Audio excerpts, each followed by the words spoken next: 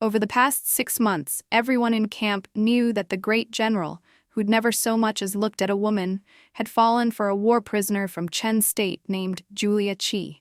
He was even willing to raise her child for her. The day she met Julian Chi, Eleanor Bai was bathing in the lake. A round, bright moon hung high in the sky when she heard the sudden roar of her mount, a snow leopard. She snatched her clothes from the bank and flew toward the sound. In the dark forest, a trembling voice pleaded. "Brother, no big sister. Oh, Grandma Snow Leopard, I mean you no harm. I just want to ask for a little milk.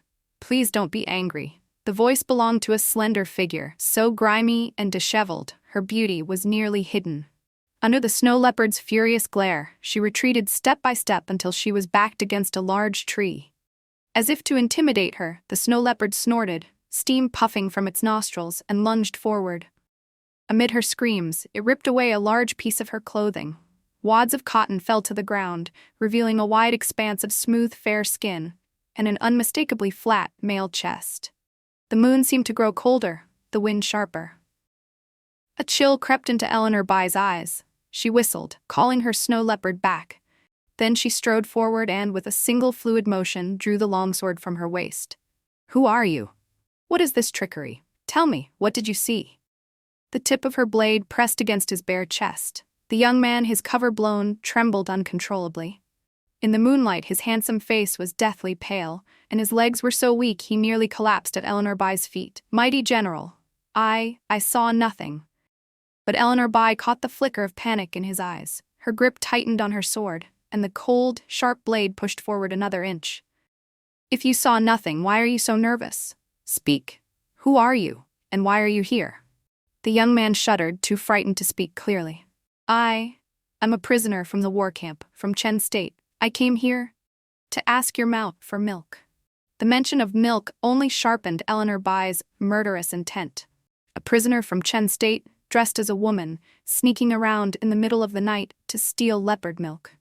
The story was so absurd, so suspicious, that she was a hair's breadth away from plunging the sword into his chest.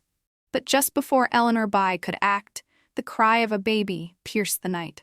Seeing the killing intent in her eyes, the young man fell to his knees for real this time.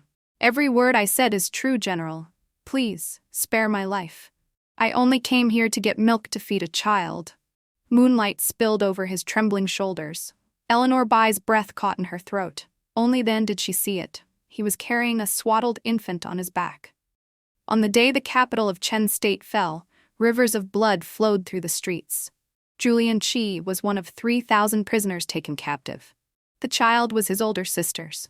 In the chaos of war, they were the only two members of their family left alive. Since Eleanor Bai had ordered her army not to harm innocent women and children, he had disguised himself as a woman, struggling to survive with his young nephew in tow. Julian himself had delicate features, and his youth lent him a certain androgyny. Paired with his striking good looks and the baby he carried, no one in the prisoner of war camp suspected a thing. They all called him Julia Chi. But he was a man, after all. He had no milk for the wailing infant. The food in the camp was terrible, and his little nephew was impossibly picky, refusing everything Julian tried to feed him. He even managed to find horse milk, but the baby just spat it out. Having tried everything else, Julian Chi set his sights on Eleanor Bai's mount, a snow leopard that had recently given birth, and thus had plenty of milk. He had waited a long time for an opportunity. Tonight, he'd chanced upon the snow leopard and followed it quietly. He hadn't managed to get any milk before stumbling upon a scene he was never meant to see. The noise he made alerted the leopard as it stood guard by the lake. "General Bai, don't worry. I won't tell anyone. I swear." By the campfire, Julian Chi glanced nervously at Eleanor Bai, but she only paused for a moment before her gaze returned to the baby in her arms, now content and full from the leopard's milk. "Have you named him?" The question, carried on the whistling night wind, was unexpected, but Julian Chi answered at once. "I haven't had the chance to give him a proper name." He paused, his tone growing somber. His poor nephew had been born into a world where his kingdom was destroyed and his family was gone. He didn't even have a proper name. "I gave him a nickname, though. I call him Pax." At the sudden sadness in his voice, Eleanor Bai looked up. Her eyes met Julian Chi's. and after a long moment, she spoke, her voice low.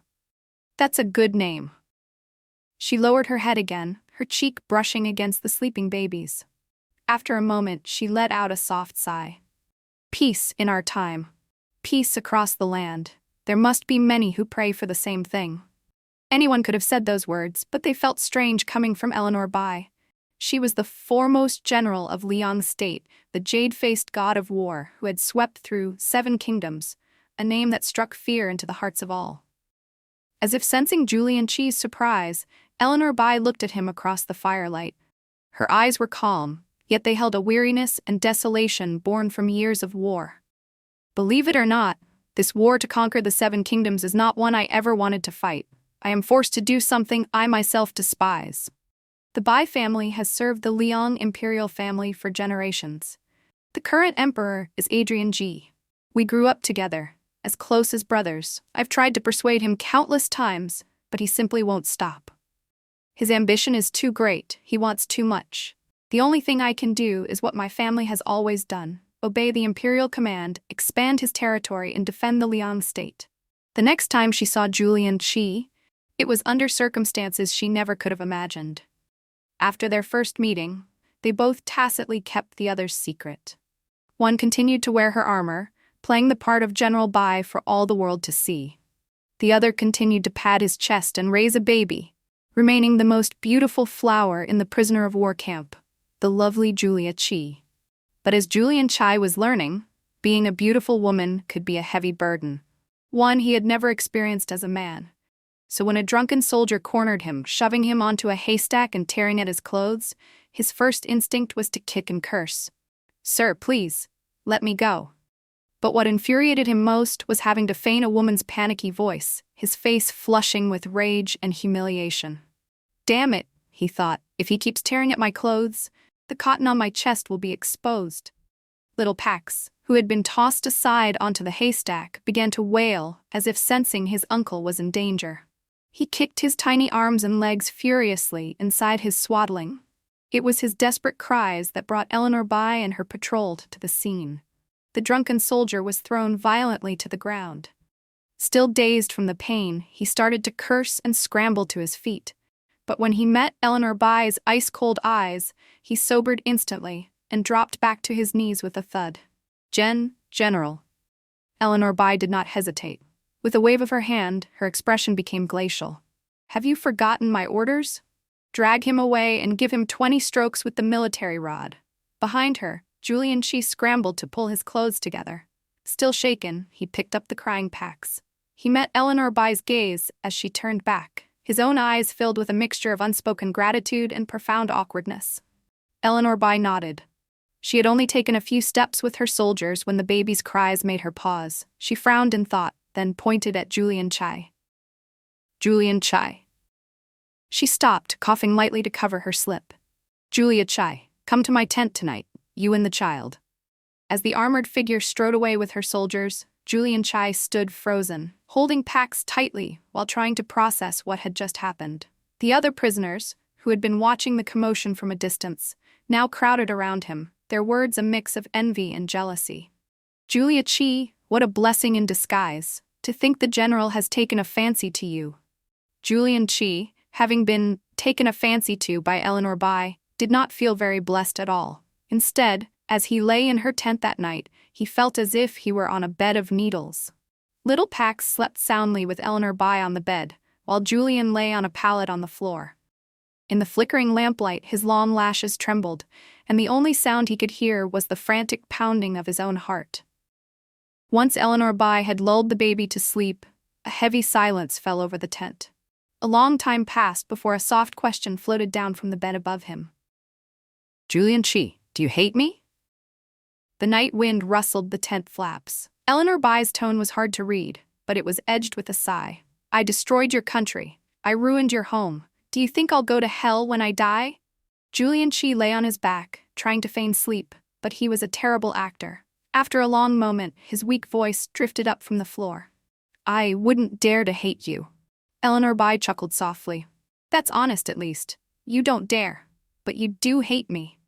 She propped her head on her hand and looked down at him with a dismissive shake of her head. Go ahead, hate me.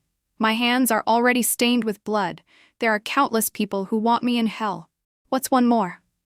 Julian Chi could no longer bear her gaze. Trembling, he opened his eyes, meeting Eleanor Bai's dark ones. In the lamplight, her long eyebrows framed a striking face, and her ink-black hair cascaded over the edge of the bed. Without her armor, her features lost their sharpness and killing intent, revealing a soft, gentle beauty. Julian Chi stared, his heart pounding in his chest. He quickly averted his gaze. After a long while, he finally gathered his courage to speak. You're a woman? Why on earth would you disguise yourself as a man to lead an army into battle? Eleanor Bai was silent for a long moment. As the night wind beat against the tent, her quiet voice finally reached him. The year I was born, my father died on the battlefield. My mother, holding his ashes, threw herself from a cliff.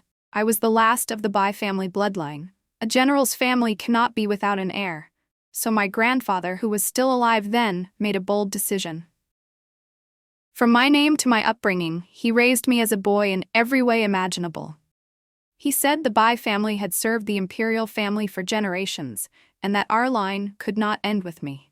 He wanted me to be a great general my entire life, not some pampered young lady hidden away in her chambers. I listened, and I did as he asked. But 6 years ago, my grandfather also died on the battlefield. Only then did I truly realize how wonderful it would be if there were no more war. Peace in our time, peace across the land. If the world were like that, I would have had parents, a complete family. I might not have become this Eleanor Bai. I could have been like any other girl, wearing pretty dresses and rouge.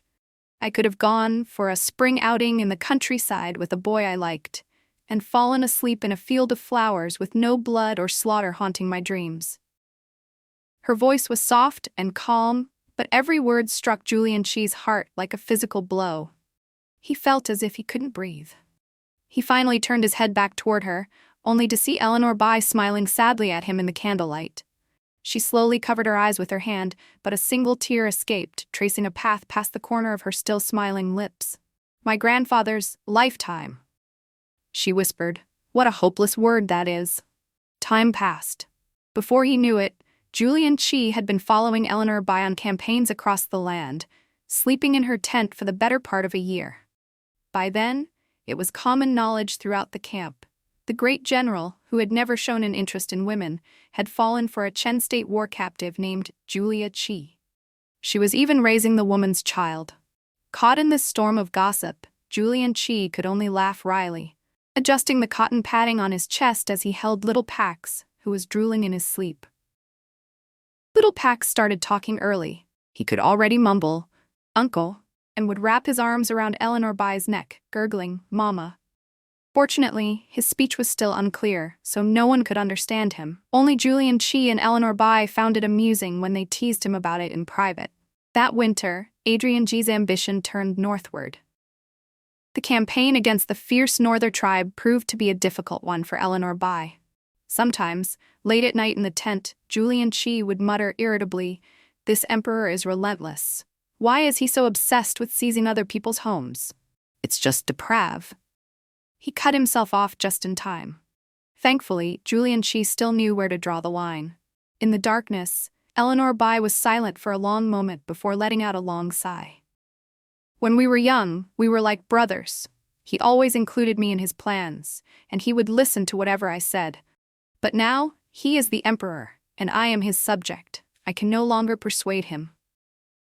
Her voice was heavy with a mix of emotions, revealing not only a deep weariness but also an indescribable sorrow for an old friend who was slowly drifting away.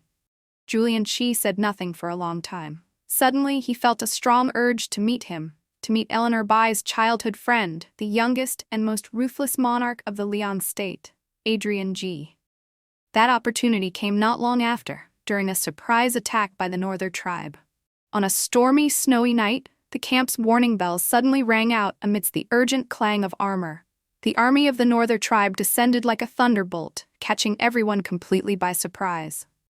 In the chaos, Eleanor Bai grabbed her armor and longsword, snatched up the sleeping Pax, and tied him securely to her back with a dead knot. Then she roared at Julian Chi, who was still fumbling with the cotton padding on his chest. "Forget the padding. Who the hell is going to be staring at your chest at a time like this? The wind howled. Mounted on her snow leopard, longsword in hand, Eleanor Bai was instantly transformed into a jade-faced god of war. Hold on to me tight and don't let go. I'll fight our way out of here. It was impossible to describe how brutal that battle was. Julian Shi only remembered clinging to Eleanor Bai's waist, shielding little packs between their bodies, his eyes shut tight the entire time. Snowflakes landed on his brow, and hot blood splattered across his face. Amidst the carnage, his mind was flooded with the memory of the day the Chen State's capital had fallen, with the image of a blood-soaked Pax being thrust into his arms. Go now! You must protect the child! Survive no matter what. He ran and ran for his life, tears streaming in the wind, stinging his face until it was raw. His body, pampered since birth, couldn't take the strain. His lungs felt like they were about to explode. From that day on, he had no country to call his own, no home to return to.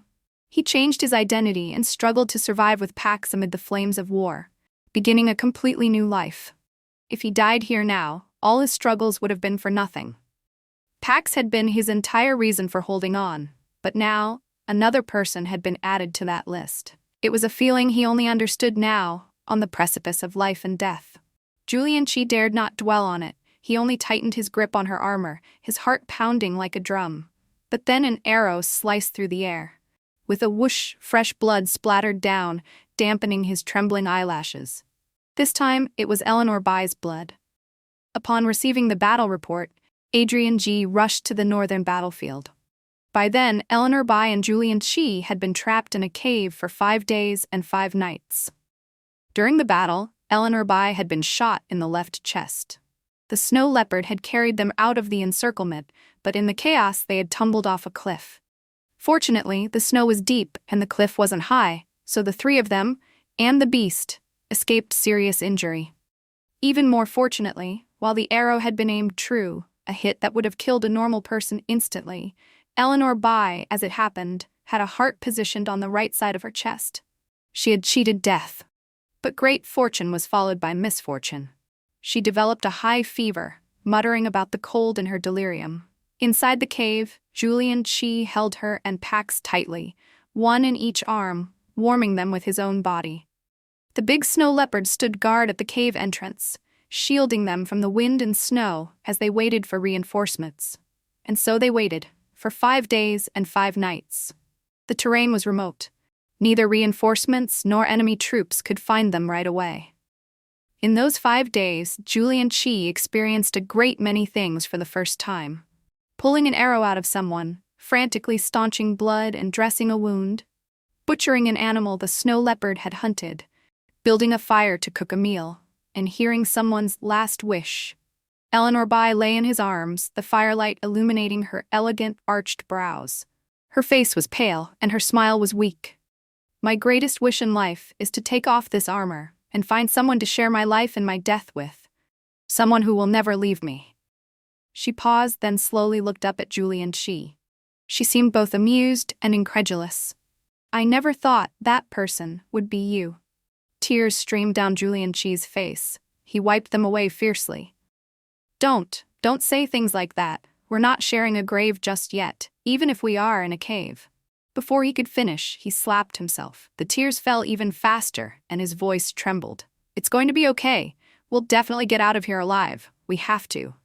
As if sensing his uncle's desperation, little Pax began to wail with surprising force, as if he too was declaring they couldn't die here.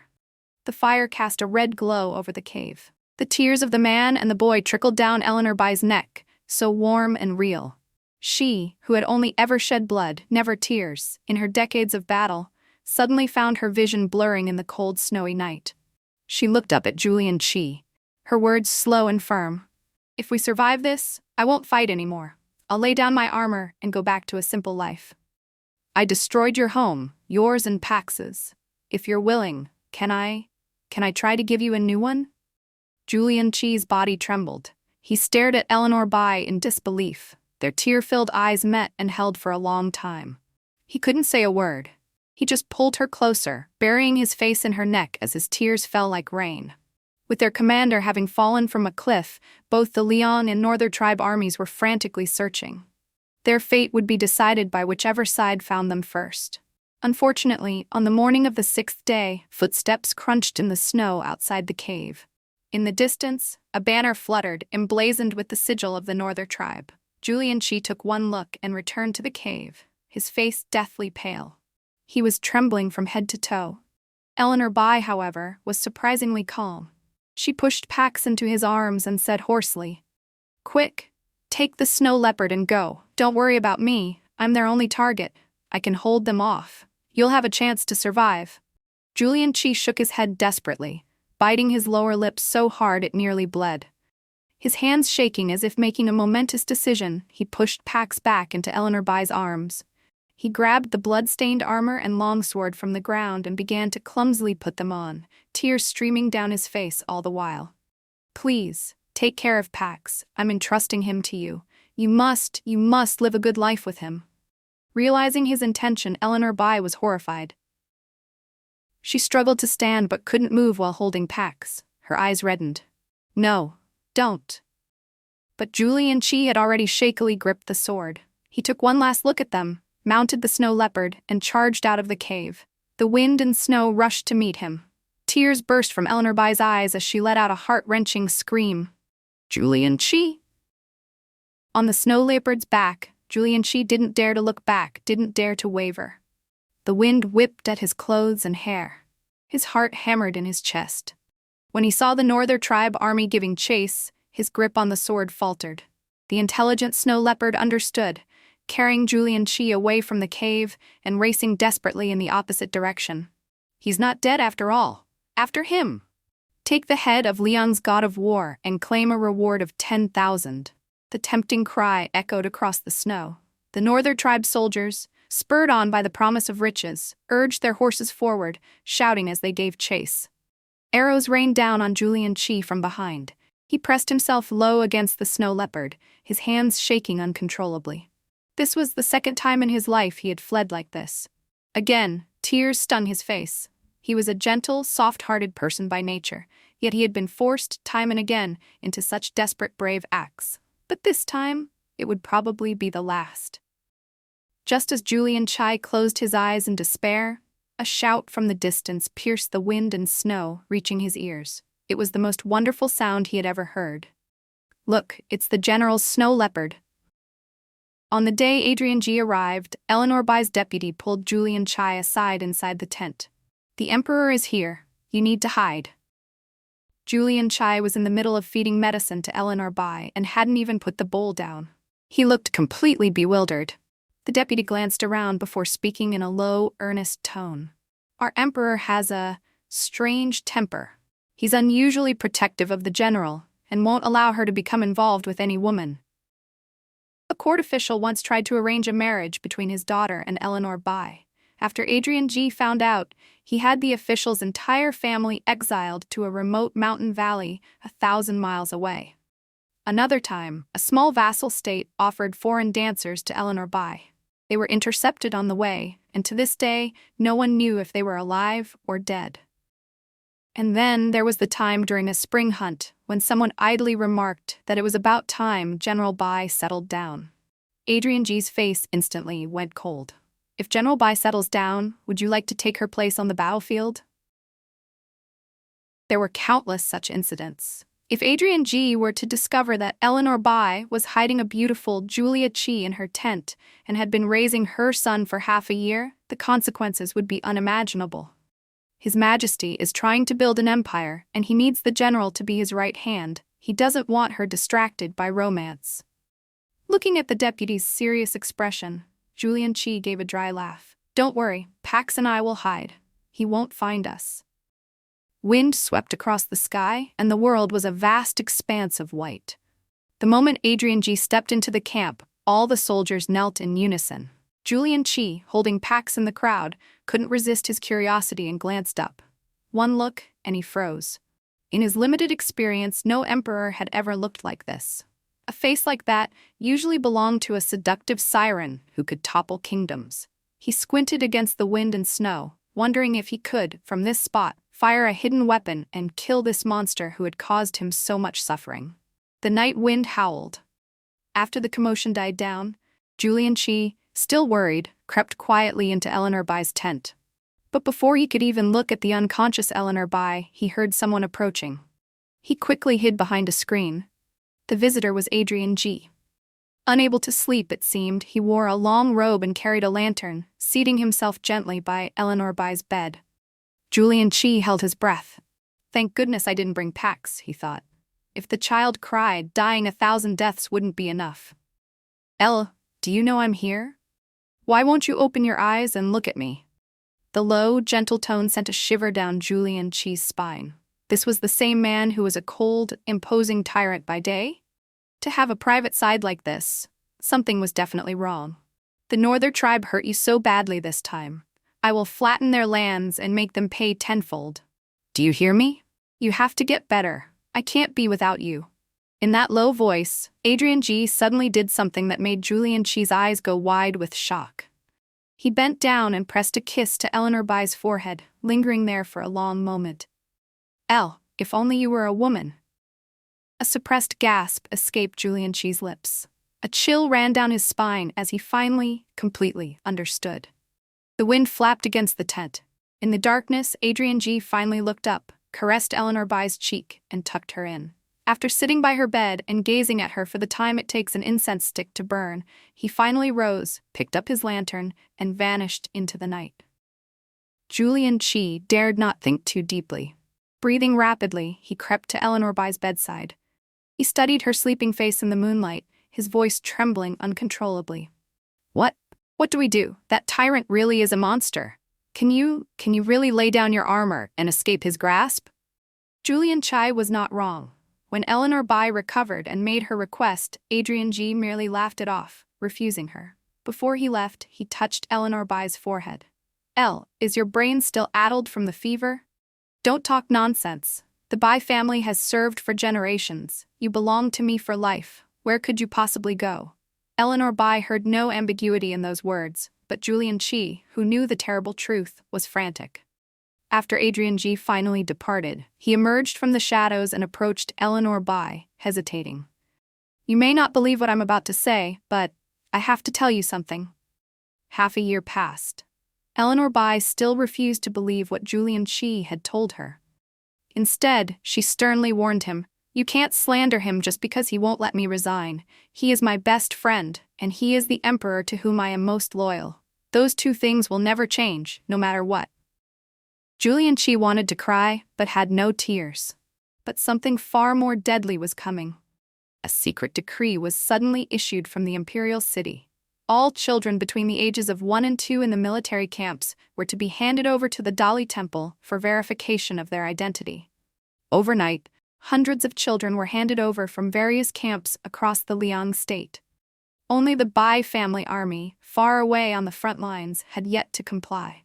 And in Eleanor Bai's army, the only child who fit the description was Pax. Naturally, she would not hand Pax over. Instead, she issued a strict order. If anyone dared to leak a single word, they would be executed immediately. This sudden storm of events left everyone on edge. No one knew what was happening. They only knew that half a month later, Adrian G, having received a secret report, came to the battlefield. At that very moment, Eleanor Bai was ordering her deputy to urgently send Julian Chi and Pax away. But it was too late. The informant was the very soldier who had once harassed Julian Chi, earning himself 20 lashes from Eleanor Bai. He had held a grudge ever since. By leading Adrian G to them, he was ensuring their utter ruin. Quick, take off your clothes. Get under the covers with Pax. There was no time. Adrian G was already walking towards the tent. There was nowhere for Julian Chi and Pax to hide. In a panic, Eleanor Bai rushed forward, started pulling off Julian Chi's clothes, and stuffed both him and Pax under the bedding. When Adrian G walked in, this was the scene that greeted him. A beauty nestled in Eleanor Bai's arms, the two of them intimately sharing a book. Feigning surprise, Eleanor Bai quickly wrapped the beauty in the quilt and calmly got out of bed to greet him. "Why have you come, Your Majesty? You didn't even send word ahead?" Adrian G's long, narrow eyes narrowed slightly. The hand behind his back was clenched into a tight, pale fist, but his face wore a faint, mocking smile. "If I hadn't come, how would I have stumbled upon such a good show, Elle?" Eleanor By scratched her head, pretending to be embarrassed. "Well, I'm afraid I've made a fool of myself. Life in the camp is dull, and it's rare to have a moment of leisure." Adrian G. took a deep breath, his fist tightening behind his back, but his face betrayed nothing. Instead, he smiled and stepped forward, intending to approach the bed. "All right, you can explain all this to me later. I'm here on official business. I ask you, are you hiding a 1.5-year-old child in your camp?" Eleanor By quickly stepped in front of him, a look of confusion on her face. "A 1.5-year-old child? I have a few 1.5-year-old leopard cubs, if that's what you mean. Has there been some mistake, Your Majesty?" Adrian G's cold smile widened, his gaze shot toward Julian Chi on the bed like an arrow. "Mistake or not, I'll know once I search. This is the only tent in the entire camp I haven't searched. Surely you're not afraid I'll eat your little beauty?" With that, he pushed Eleanor By aside and took several large strides. But this time, Eleanor By seemed to grow angry. She planted herself in front of the bed, refusing to budge an inch, and lowered her voice to Adrian G. "Adrian, do me this favor. This is my woman. Don't touch her. I swear there is no 1-year-old child in my camp. Trust me." As soon as she spoke, Adrian G's expression finally changed. The smile vanished from his lips. "Your woman? What, are you planning to marry her and make her the lady of your manor?" Eleanor By gritted her teeth. Just as she was about to speak, she caught a glimpse of movement from the corner of her eye. Little Pax, unable to hold his breath any longer, was about to lift a corner of the quilt. Her heart leaped into her throat. She quickly sat down on the edge of the bed, blocking Adrian G's view. Adrian G misinterpreted her action, and the chill emanating from him grew even colder. "What, you really intend to marry her?" Under that piercing gaze, Eleanor By could no longer explain.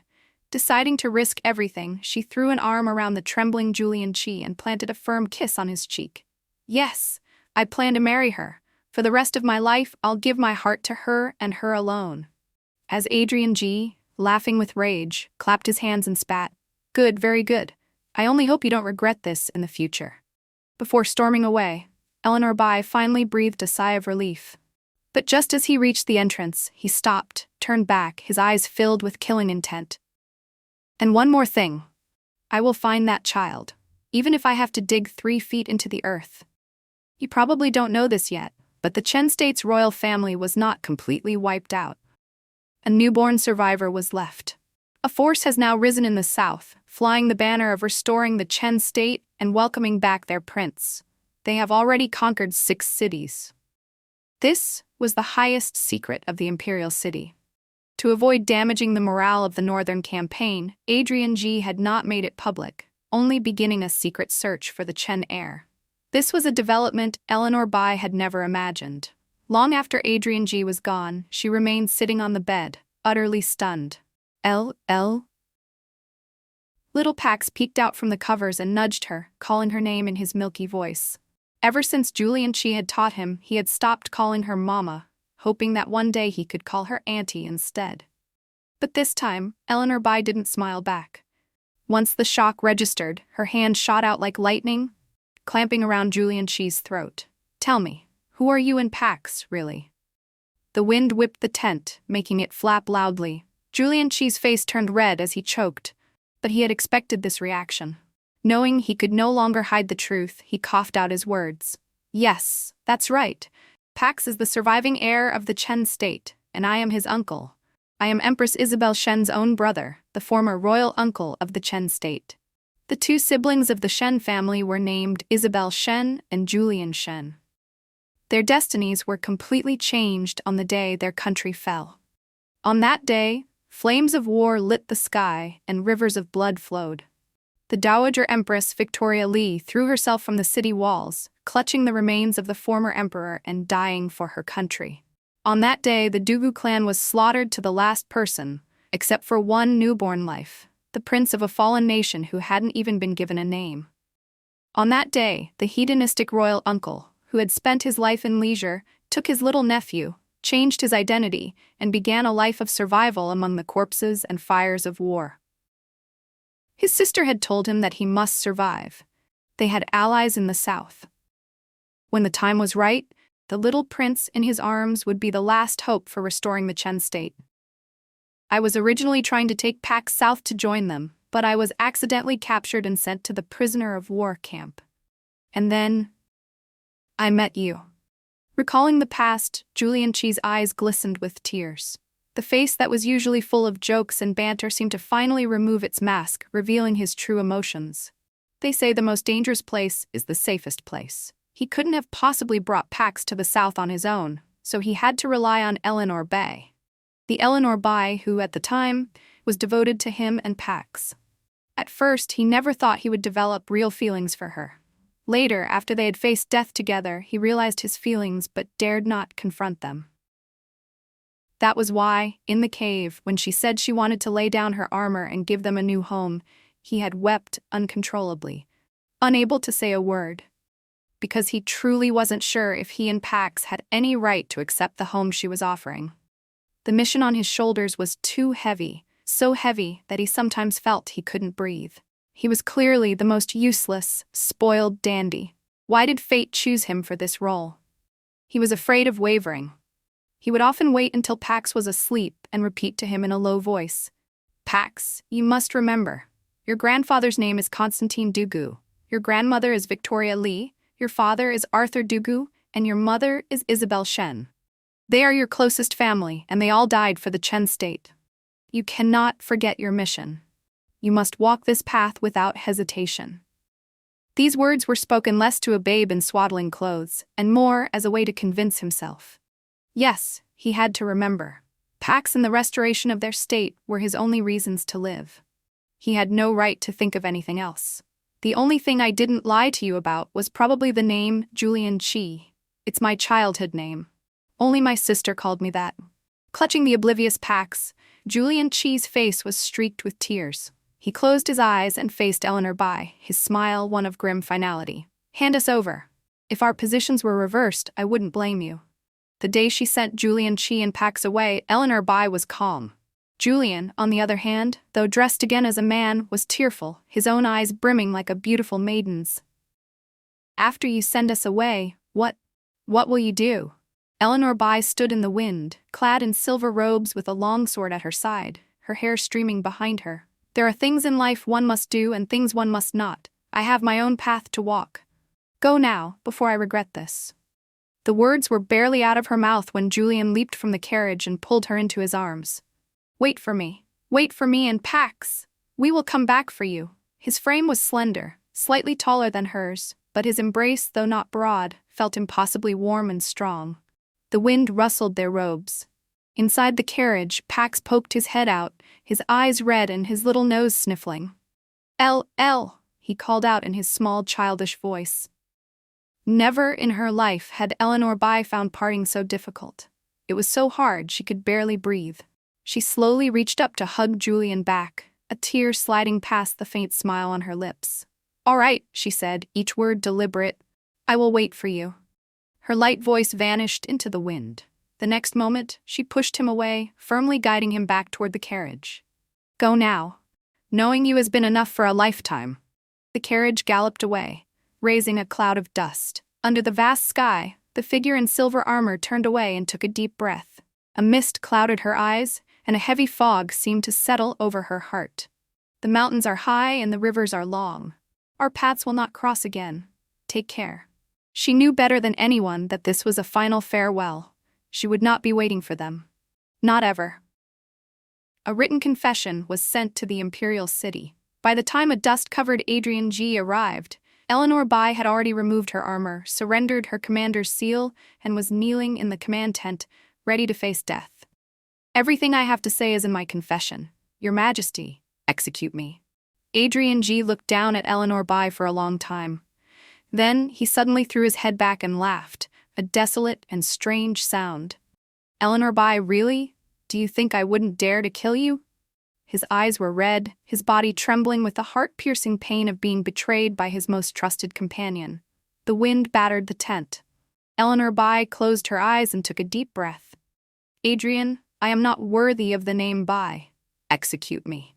She had walked a path of no return and was now consumed with guilt, seeking only death. But Adrian G. reacted as if he had heard the world's most hilarious joke, laughing until tears welled in his eyes. Death is too simple, a clean end to everything. It won't be that easy. Elle, do you really think I would grant you such a mercy? 300 lashes. In front of all the soldiers, Adrian G. flogged Eleanor By until she was drenched in blood. When it was over, he tossed the whip aside, turned his back, and said hoarsely, "Cut him down. Carry him to my tent." He paused, then said to his teary-eyed deputy, "Tell physician's son who traveled with us to come here." The deputy, worried about Eleanor By, didn't hear clearly. "Ah?" he asked. Adrian G. slapped him across the face, his robes whipping in the wind. "I said, get physician's son. Get him here right now. Immediately. If Eleanor By dies without my command, you will all be buried with your general." Physician's son's arrival brought forth an earth-shattering truth, a fact that Adrian G. could never have imagined. "You're saying General By is a woman?" Under the lamplight, his voice trembled, his expression shifting through 1,000 emotions. Only after physician's son nodded again, shivering, did he seem to wake from a dream.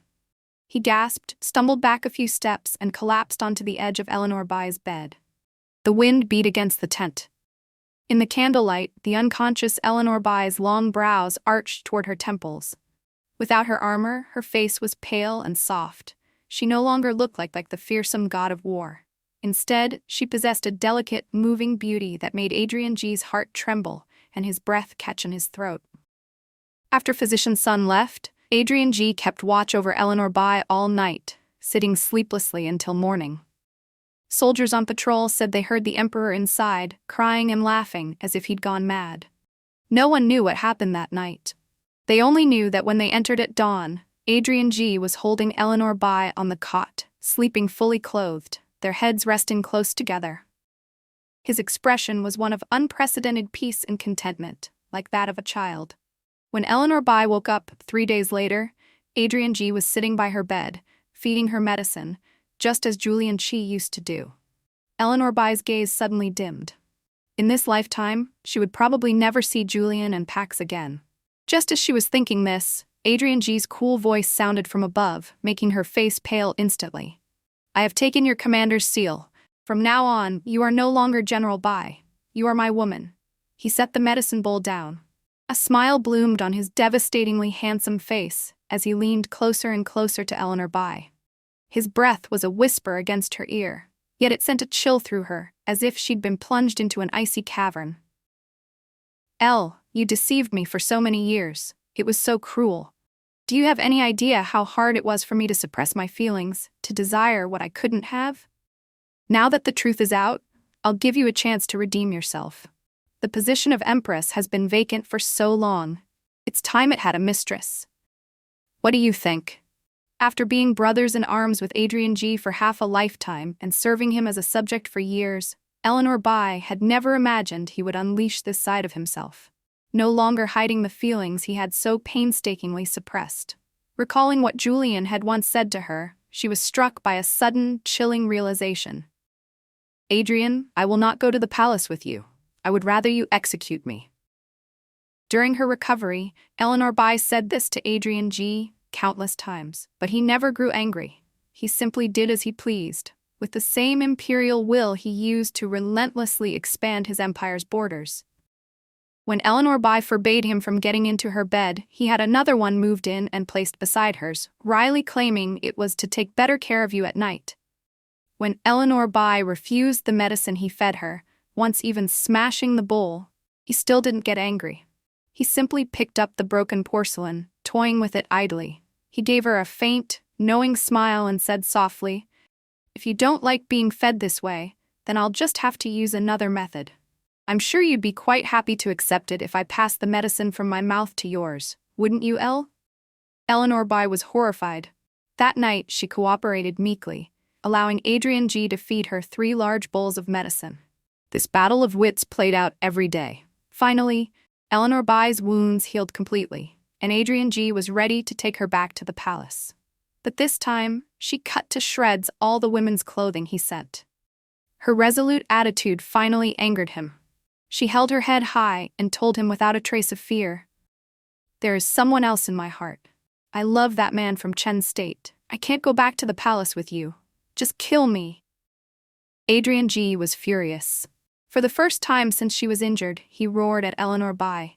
"What's so special about that man who's more beautiful than any woman? This is treason. Have you forgotten that you are a Bai? How can you face your ancestors?"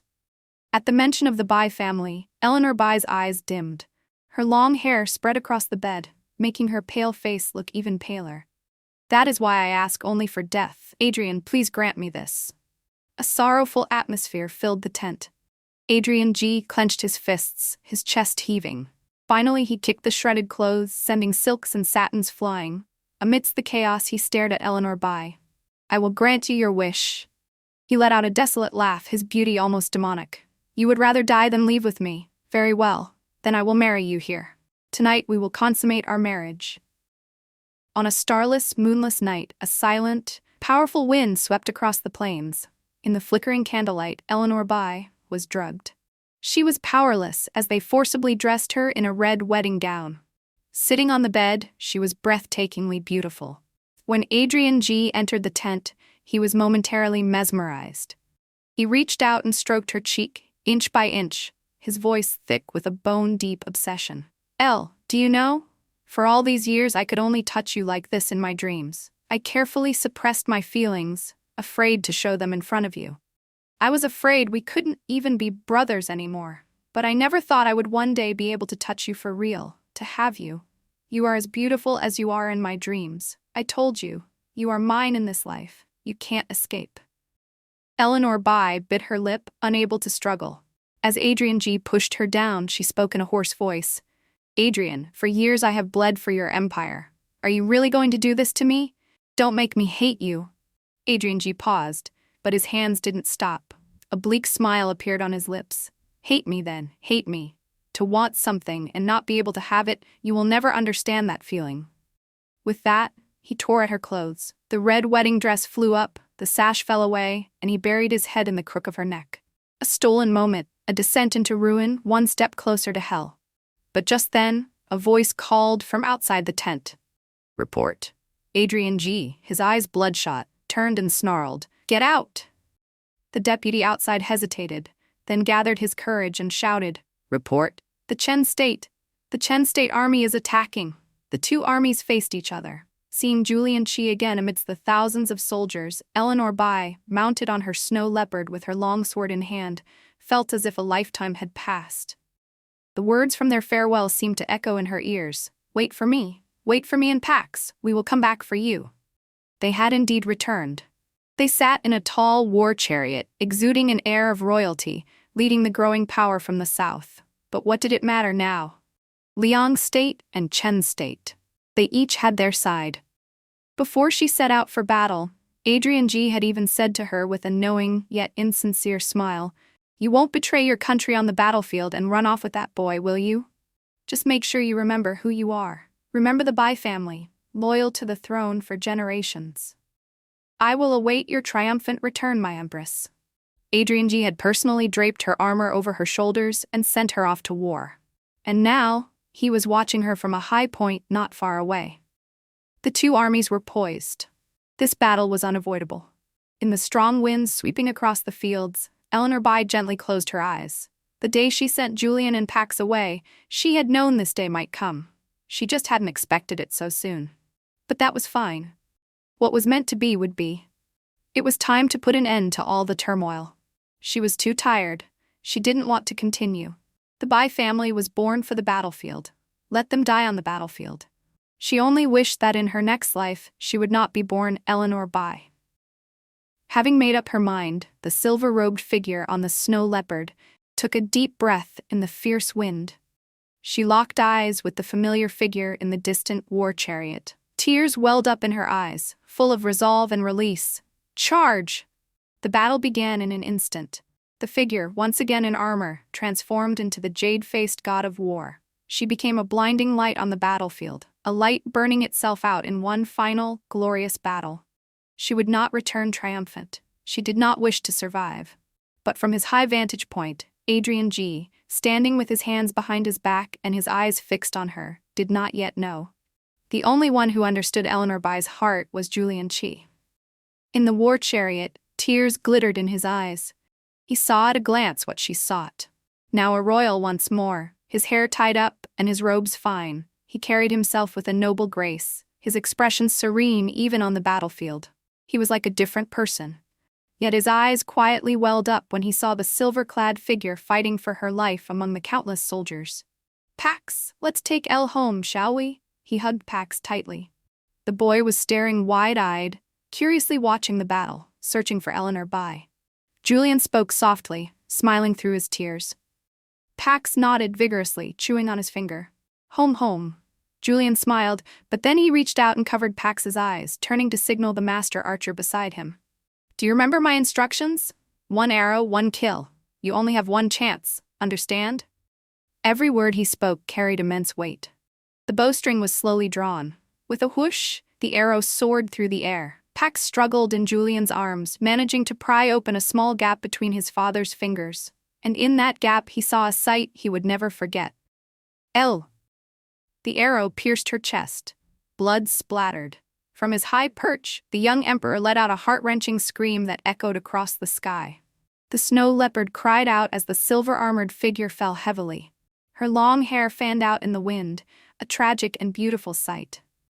Through the thousands of soldiers and the swirling dust, she shared one last look with the familiar face in the distant war chariot. There was gratitude in her eyes, a smile on her lips. At last, she was free. The bloody battle ended in a great victory for the Chen State.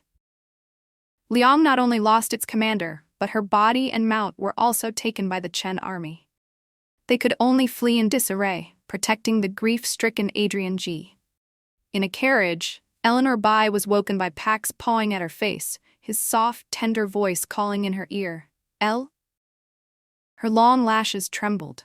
She slowly opened her eyes, feeling as if she were waking from a very long dream, but not to an endless hell. When her gaze met Julian's, her body shuddered and tears streamed down her face. "The arrow hit your left breast, but your heart is on the right. See?" I remembered. Julian's eyes were filled with tears as he smiled. He pressed his forehead against hers, their eyes meeting, filled with the feeling of 2 people who had survived the worst the world could offer, only to find each other again. How could he truly save her? He had spent every day and every night since he left thinking about it. Finally, he devised this plan, a desperate gamble to snatch life from the jaws of death. "Don't ask anything, don't say anything. Just listen to me first." Just like long ago in the cave, Julian held one in each arm, hugging her and the boy tightly, his face streaked with tears. "I said Pax and I would come back for you, and we did. I kept my word. What about you? You have a new life now. You are no longer the general of Leon State. Does what you said before still count? You said your greatest wish was to take off your armor and find someone to share your life with until the very end.